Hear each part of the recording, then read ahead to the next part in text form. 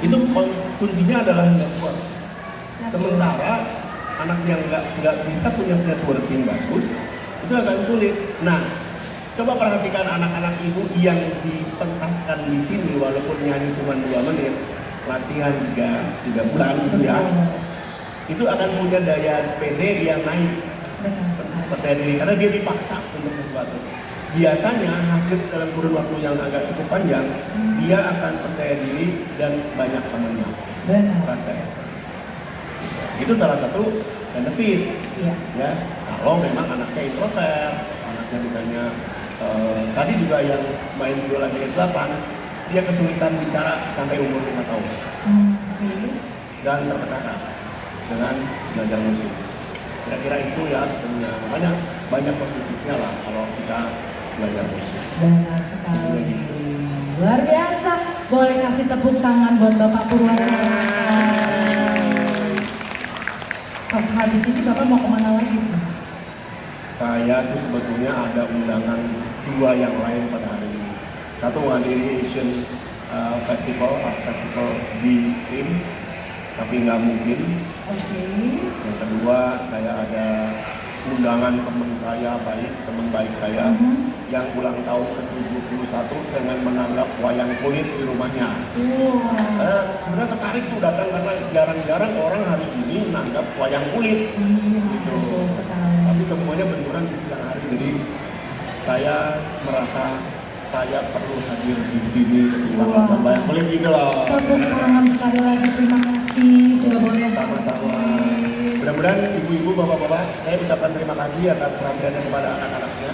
Terima kasih sudah memberikan anak-anaknya kesempatan untuk bermain musik.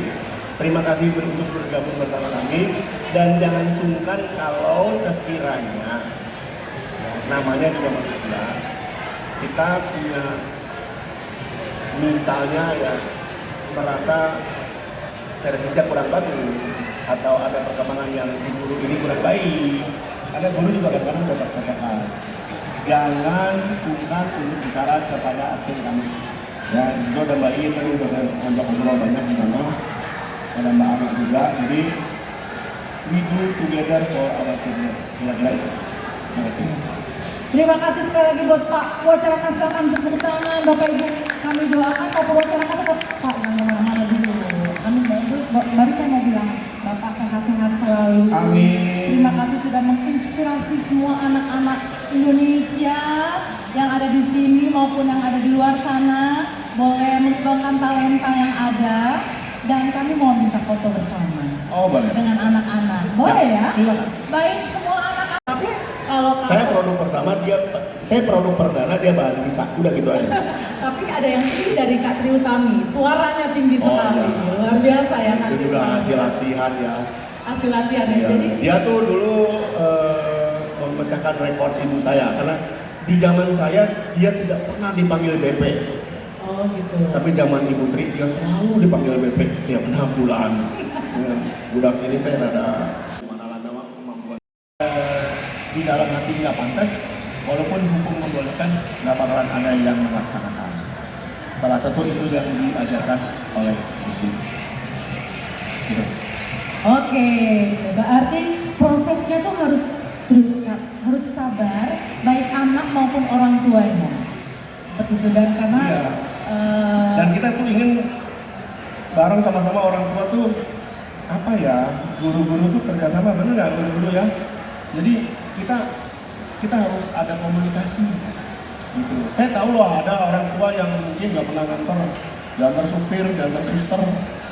Kita kasih 3 bulan, per 3 bulan ada report gitu ya, ada orang tua. Sejatinya sih enaknya kalau ada orang tua sebulan sekali datang, jadi kalau bisa ngobrol sedikit lebih enak. Iya, gitu. Karena kalau saya nggak mungkin ngobrol sama supir. Iya. Gitu kan, atau ngobrol sama suster kadang-kadang kita nggak satu level, maaf ya, kita nggak satu level apa yang kita omongin gitu. Tapi kalau sama orang tua mungkin lebih bagus. Benar sekali Pak. Ya? Iya. Gitu. Bukan nggak boleh diantar supir Bu, atau tidak boleh diantar suster. Biar saya tahu juga ada ibu yang kerja, bapak yang kerja, saya ngerti banget. Cuman ini anak kita masalahnya itu. Jadi ya sematkan aja sih. Iya betul. Ya. Karena biar orang tua juga tahu progres anak-anaknya ya.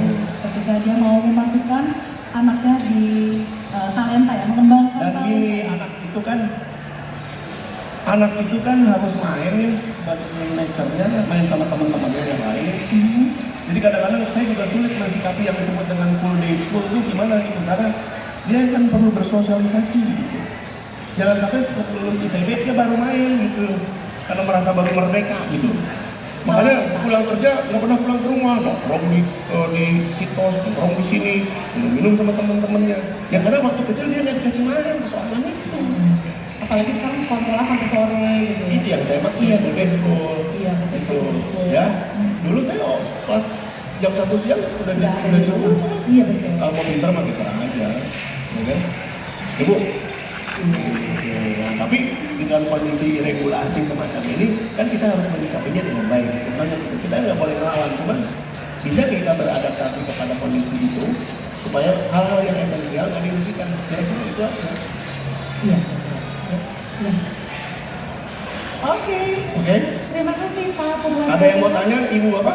Dikasih kesempatan loh buat bertanya, boleh? Dari Ada? anak-anaknya boleh kali ya? Adakah anak-anak yang mau bertanya? Tadi itu luar biasa talenta-talenta